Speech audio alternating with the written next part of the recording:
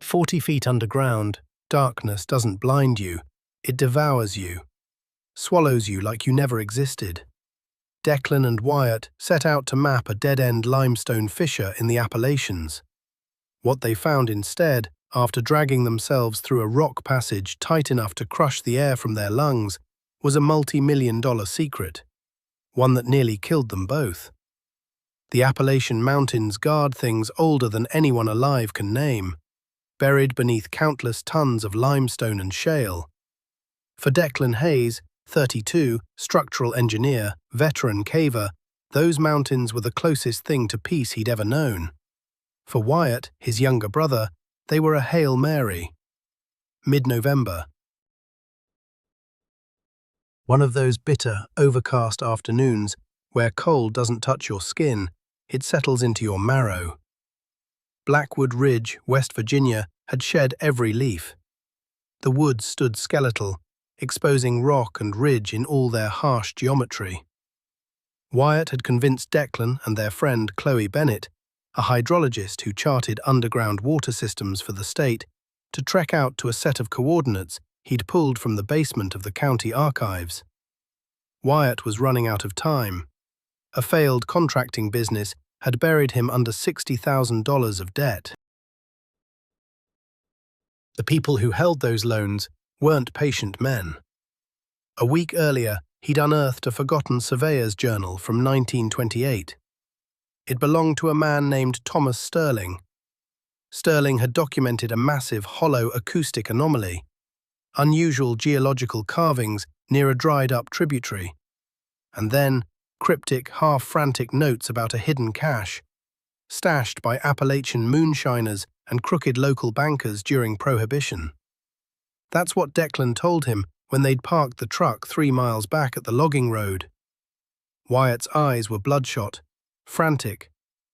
Stirling's notes said he dropped a 50-foot plumb line into a crack and hit wrought iron. Iron doesn't form in a flat sheet under limestone, not naturally. Now the three of them stood at the coordinates, staring at Wyatt's grand salvation. It wasn't a cave entrance, it was a fissure, a jagged dark wound in the bedrock, no wider than a mailbox. "This is it?" Chloe's breath hung white in the frozen air. She shifted the heavy coil of static rope on her shoulders, eyeing the crack with open doubt. Wyatt dropped to his knees. He aimed his heavy-duty tactical flashlight into the gap. The beam vanished, swallowed by total blackness. Air drifted up from the opening. It smelled ancient, foul, a metallic reek of wet earth and water that hadn't moved in decades. Declan knelt beside him, studied the limestone edges, dropped a small pebble inside. They listened. 1 second, 2, 3, click, clack, thud. Not a straight drop. The fissure angled downward, a brutal 45 degrees, before striking something solid. "It's a wedge," Declan muttered. His professional mind had already taken over. "We go feet first on belay, but if it narrows even half an inch, you're pinned. And if you panic, if your chest expands against the rock, your ribs lock. You suffocate before I can rig a haul system." "I'm going." Wyatt was already buckling his harness. "No, you're not." Declan seized his brother's shoulder. He turned. She nodded, face pale, jaw set. Chloe anchored the primary line to a massive oak behind them, roots sunk deep into the ridge. Checked the carabiners once, checked them again. Declan pulled on his helmet, clicked the headlamp alive. Then he lay flat on his back. The opening was so tight he had to turn his head sideways just to slide his shoulders past the lip. The moment the rock closed around him, temperature dropped like a door slamming shut. The quiet sounds of the forest, gone. Replaced by his own breathing, loud and ragged, bouncing off stone inches from his face. 13_ his voice came back muffled, half-eaten by rock. He shimmied downward, inch by agonizing inch, 10 feet in, the ceiling scraped across the nose of his helmet. Limestone slick with subterranean mud coated everything. The pressure against his chest was crushing. Each exhale let his body slip a couple inches deeper, but every inhale crushed his sternum against unforgiving rock overhead. Chloe's voice floated down, impossibly distant. "Tight," Declan grunted. "Real tight, pushing through a bottleneck." At 20 feet, raw panic clawed at his throat. Cavers had a name for this. The Devil's Windpipe. The fissure cinched around him, demanding he blow every last molecule of air from his lungs just to drag his hips past a jagged pinch point. His canvas coveralls shredded against a razor edge of stone. For 10 unbearable seconds, total, absolute entrapment. The animal terror of live burial detonated inside his skull. He whispered to himself. He worked his right shoulder, found a millimeter of play, drove hard with both boots. A nauseating scrape, then release. He shot through the restriction, sliding another 10 feet down. Wyatt hollered from above. At 35 feet, everything changed. The savage, fractured limestone gave way to something smooth. Declan dragged his glove along the wall. Flat, deliberate, chiseled.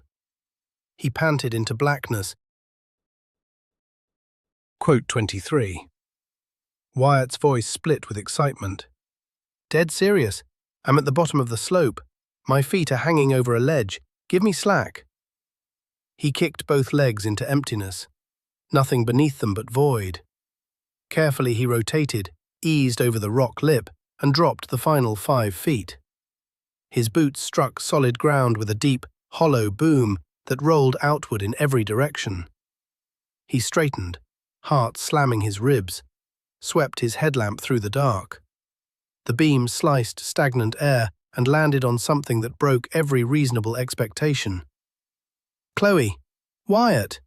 His voice shook. He couldn't stop staring. The descent nearly destroyed Wyatt. He locked up at the 20-foot bottleneck, chest heaving, fingers white. But what waited below dragged him through. When he and Chloe dropped onto the floor beside Declan, nobody spoke. They stood inside a massive, hand-carved chamber. 50 feet across, easy. 20 feet from floor to ceiling. The air hung frigid and perfectly still, but this was no cave. This was a bunker. Thick wooden support beams, soft with rot, braced a ceiling of smoothed limestone. Kerosene lanterns lined the walls, dangling from heavy iron hooks black with oxidation. The floor had been graded flat, packed with crushed gravel. Chloe whispered. Her flashlight traced the walls, her eyes enormous. Declan said. He moved toward the center, each step deliberate. At the chamber's center sat a rusted mining cart, heavy-gauge steel, knocked loose from iron rails that ran straight into a rubble pile at the far wall. But the equipment wasn't what seized Wyatt's lungs. It was what lined the western side. Dozens of wooden crates, most half-rotted, cinched with corroded iron straps. Stamped into the decaying wood, faded black ink, the words read, U.S. Department of the Treasury, Sub-Treasury Transport, 1922. Oh my God! Wyatt was already running. He dropped to his knees in the gravel. Declan, look at this. Look at the stamps. Wyatt, don't touch anything, Declan said. A cold fist closed around his gut.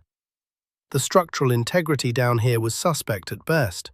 But it wasn't just the engineering that made his skin crawl. It was the totality of the silence, the deliberateness of this place. Rooms built to hide things of immense value were rarely left without teeth. Wyatt didn't listen. He snatched a chunk of loose limestone and swung it hard against the nearest crate's rusted lock. Once, twice. On the third strike, the iron, made brittle by a century of damp, exploded apart. He ripped the lid free. A plume of ancient, toxic dust billowed upward. Inside, wrapped in disintegrating oilcloth, lay rows of dull, heavy bars. Wyatt snatched one up, straining under the heft of it, and scraped the filth away with his thumb. Beneath the brutal white wash of his headlamp, a flat yellow shimmer surfaced, unmistakable. Underscore underscore, quote underscore, 35 underscore underscore. Wyatt breathed, then broke into manic laughter. He hoisted the bar overhead like he'd just won something. "Deck, we're rich. You hearing me? My debts. Gone. We're millionaires." Chloe stepped closer, eyes locked on the bar. She wasn't smiling. Her face had drained of colour. Wyatt's voice cracked off the stone walls like a whip. "This has been sitting here since the Roaring Twenties. Nobody owns it." "It's not abandoned," Declan said quietly. His flashlight wasn't aimed at the crates anymore. It was trained on the dark corner near the collapsed tunnel mouth. Chloe and Wyatt followed the beam. Propped against the rubble, half swallowed by loose gravel, sat a human skeleton. But that wasn't what froze Declan's blood solid. The bones weren't draped in 1920s work clothes. The skeleton wore a high-visibility yellow North Face rain jacket. Modern, synthetic, bright. A heavy-duty tactical backpack, the kind sold at any outdoor retailer today, sat beside it. On the skeletal wrist, an Apple Watch. Screen shattered, long dead. Chloe made a choked sound and stumbled 3 steps backward. Wyatt let the gold bar slip from his fingers. It struck the gravel with a dense, sickening thud. "Somebody else found this place," Declan said, moving toward the body in slow, measured steps. "And not in the 20s. Recently." He crouched beside the remains. The air carried a faint tang, metallic, sweet, wrong. Something caught the light near the skeleton's outstretched fingers. A heavy, matte black Glock 19. Slide locked back. Magazine spent. Underscore underscore, quote underscore, 43 underscore underscore. Declan muttered.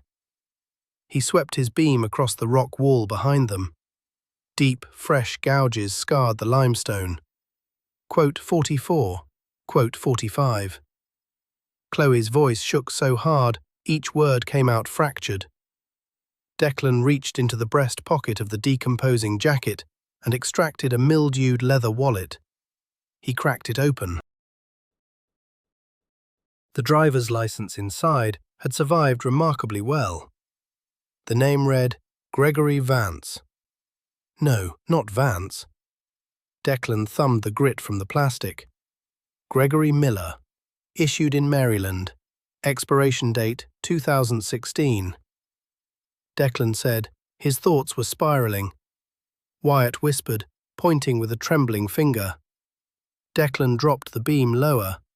The skeleton's right femur was obliterated, crushed beneath a massive, perfectly rectangular limestone block that had dropped from above. But the longer Declan studied it, the clearer it became. That block hadn't fallen on its own. A thick, rusted steel cable connected it to the ceiling, threading through the darkness overhead, trailing all the way to the stack of crates. Declan said, nausea rolled through him in a thick wave. He turned his head slowly toward Wyatt. Underscore underscore, quote underscore, 49 underscore underscore. Every muscle in Wyatt's face went slack. I don't know. I just hit it. A sound tore through the chamber. It began as a deep groan, like a submarine hull buckling under impossible pressure, then climbed into a shrill metallic scream. Run! Declan hurled himself toward Chloe. Overhead, the ceiling lurched. A dense curtain of white limestone powder cascaded over them, blinding every headlamp as the grinding shriek of ancient gears churning filled the void. The noise was annihilating, a concentrated earthquake pulsing up through the soles of their boots, rattling bone against bone. The ceiling didn't merely shift, it split. A colossal rectangular slab of limestone, held for a century by iron friction pins wired to the booby-trapped crate, tore free from the cavern roof. Declan threw himself over Chloe, cupping her skull as a barrage of pulverized stone hammered their backs like shrapnel. Wyatt clawed backward across the gravel, shrieking as the 2-ton block dropped. It struck the ground with a sound like the world cracking open. The impact detonated through the chamber like a concussion blast, snuffing out every thought and replacing it with raw animal terror. A suffocating cloud of white limestone dust devoured the space instantly, headlamp beams bouncing back uselessly, turning the air into a blinding white wall.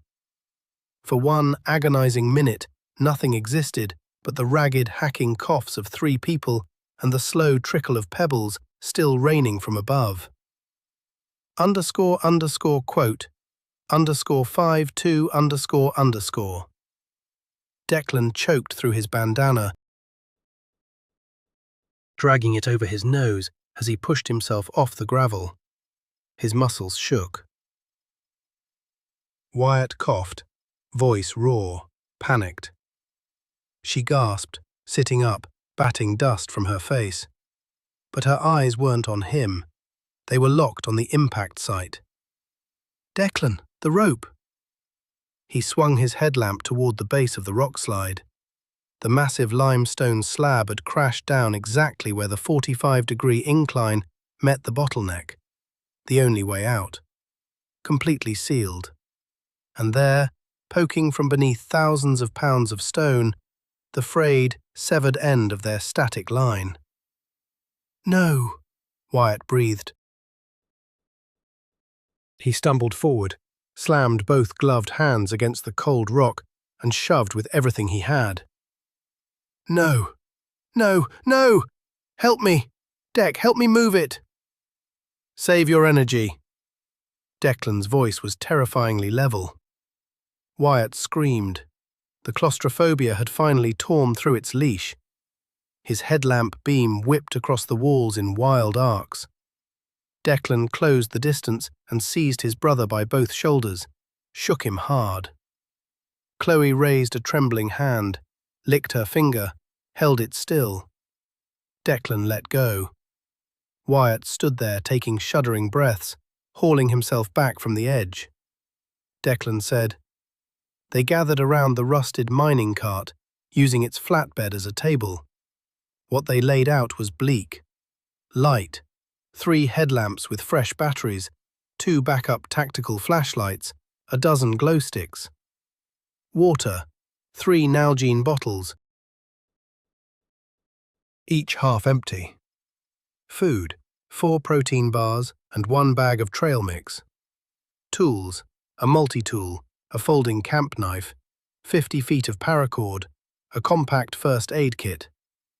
Declan said, staring at the pitiful spread.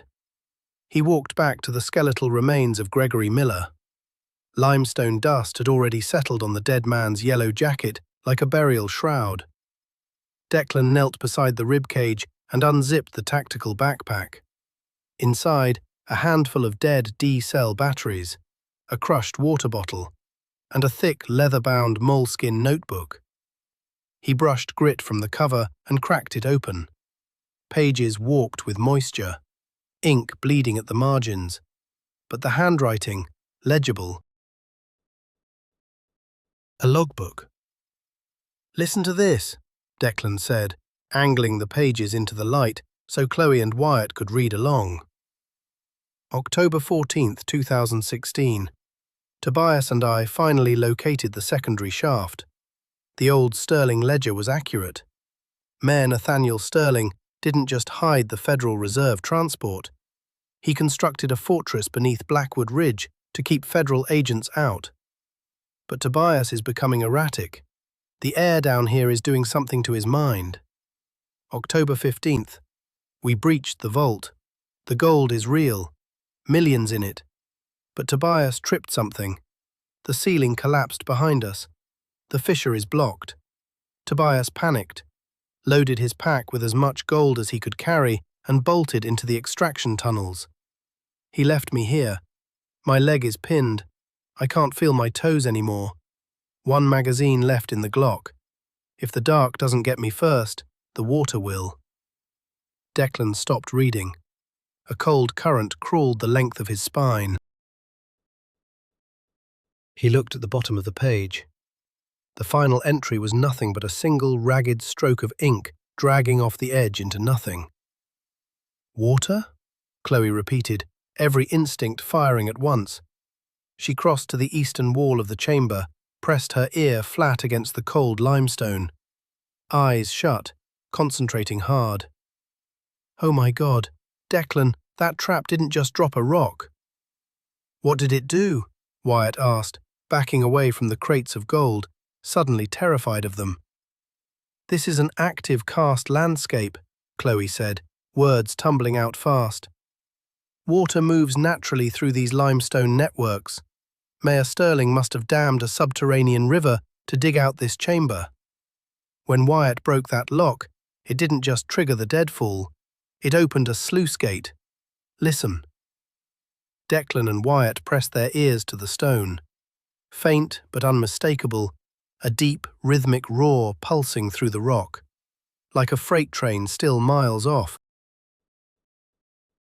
but closing fast. The water table is equalizing, Chloe said, turning to face them with wide, terrified eyes. This vault is going to flood. The tunnels too. Then we move, Declan ordered, stuffing Miller's journal into his own pack. __quote _79 __. He turned toward the exit, then caught Wyatt frozen by the shattered crate. Wyatt had his backpack unzipped, cramming 3 heavy gold bullion bars into the main compartment. Declan snapped. Wyatt shot back, eyes blazing with desperate, manic energy. Declan closed the distance between them, his voice falling to a lethal whisper. Declan grabbed the pack, flipped it upside down. The gold bars struck the crushed gravel with dense, heavy thuds, followed by Wyatt's water bottle and protein bars scattering across the floor. Pick up your water, Declan said. Eyes locked on his brother. Leave the metal. Wyatt's fists balled tight, jaw clenched with fury. For 1 second, Declan was certain his brother would throw a punch, but the low, rumbling vibration of approaching water shuddering through the stone beneath their feet broke the moment. Wyatt snatched his water and food off the ground, shot Declan a look of pure poison, and shouldered past him toward the dark throat of the mining tunnel. __quote _88 __. Wyatt muttered. Declan and Chloe shared a look, deeply uneasy. The mountain had trapped them, but the real threat might be the greed rotting inside it. The extraction tunnel was a ragged wound carved through solid earth. Roughly 6 feet high, 4 feet across. Rusted iron tracks ran down the center, buckled and warped by decades of tectonic pressure. The air here felt nothing like the vault. Damp, thick, heavy with humidity and the sharp metallic tang of iron oxide and decay. They moved single file, Declan on point, sweeping his flashlight across the ceiling for loose rock. Chloe in the middle, running her fingers along the walls to track moisture.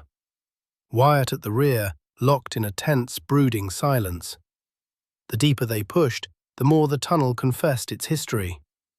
They passed abandoned pickaxes with handles completely petrified by decades of dampness. At the quarter-mile mark, a rusted wheelbarrow loaded with rotting canvas sacks.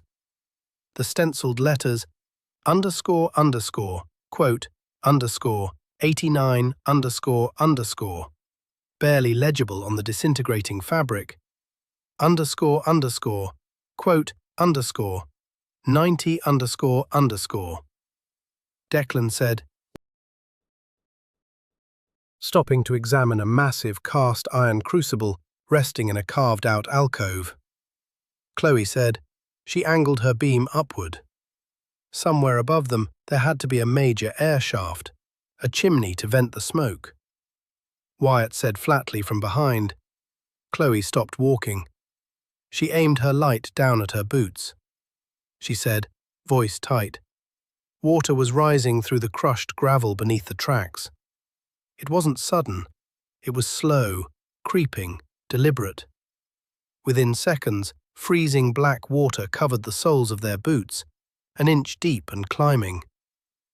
Sluice gates wide open, Chloe said, her breath quickening. Lower chambers are flooding. It's pushing back into this tunnel. She swallowed hard. How fast did that journal say the water rose? It didn't, Declan shot back, pulse hammering. He picked up his stride. Move! We need to get higher.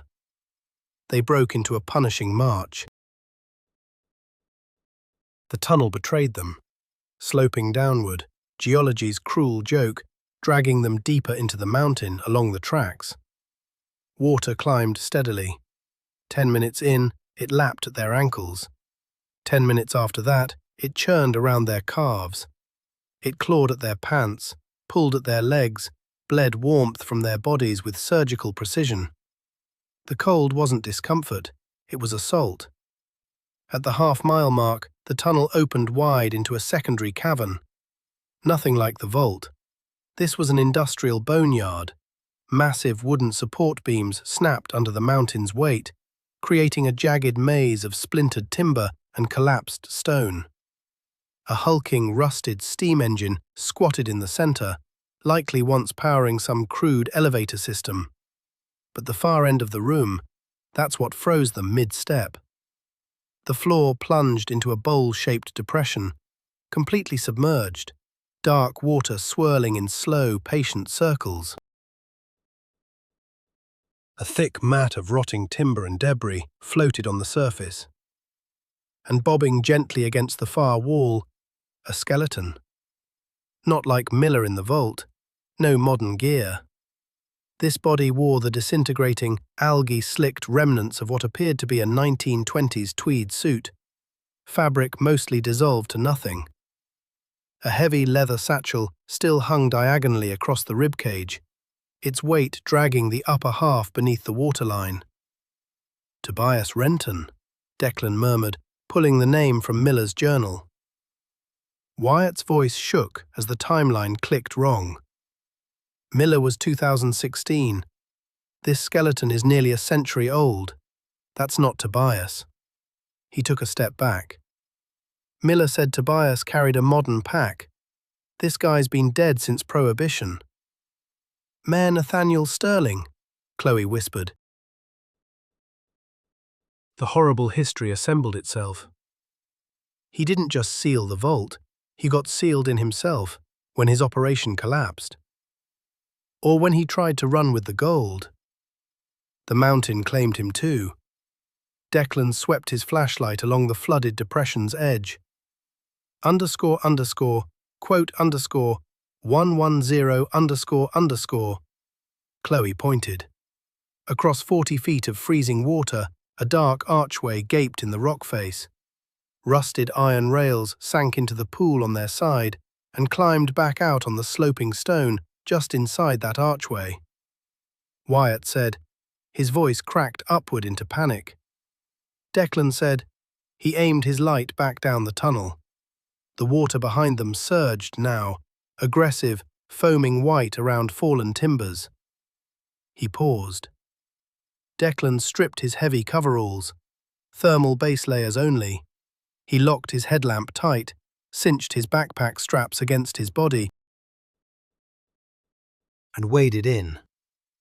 The cold hit like voltage, 100 needles sinking into every inch of exposed skin at once. His lungs emptied in one sharp, involuntary gasp. 116, he shouted back, teeth already slamming together. He dog-paddled forward, shoving debris aside with numb hands. Chloe followed, a whimper escaping her lips as freezing water hit her waist, then her chest. She swam hard and clean. Her background in hydrology had given her something most people lacked: comfort in hostile water. Wyatt stood at the edge. He looked behind him, water rushing, filling, rising. Looked ahead, black pool, black archway, black cold. Fear lost to desperation. He threw himself in. Declan's hand hit slick limestone on the far side first. He clawed up onto the wet rock ledge beside the archway, spun around and reached back. Chloe's fingers found his. He hauled her up beside him. She crumpled onto the stone, her whole body seized with tremors. Quote 118. Declan bellowed, his beam cutting across the water's surface. Wyatt was halfway across, thrashing hard. The heavy canvas of his jacket had soaked through, turning into an anchor. But the jacket wasn't the real problem. Quote 119 _. Wyatt screamed, his head plunging beneath the murky surface for one horrifying second before he burst back up, choking on air. Quote 120 _. Declan's eyes locked on something, his flashlight catching a faint yellow gleam under the waterline, wedged inside the mesh side pocket of Wyatt's backpack. He took the gold. When Declan had emptied the main compartment, Wyatt must have slipped a smaller ingot into that side pocket. The impossible density of the metal, married to freezing water and waterlogged clothing, was dragging him straight down. Declan roared. Wyatt shrieked, arms flailing, his face white with raw terror. Quote 124 _. He went under again. This time, nothing. No head breaking the surface, just churning water and a few bubbles rising. Then popping. Quote 125 _. Declan threw himself back into the freezing current without hesitation.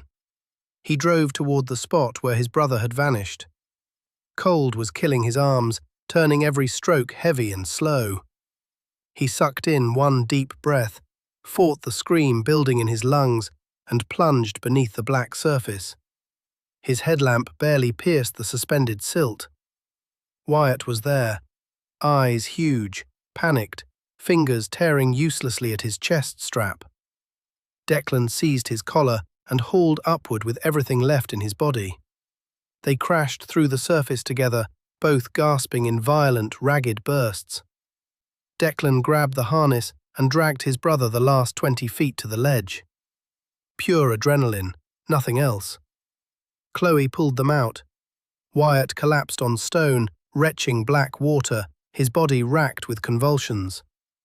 Declan tore the backpack off him, ripped open the side pocket,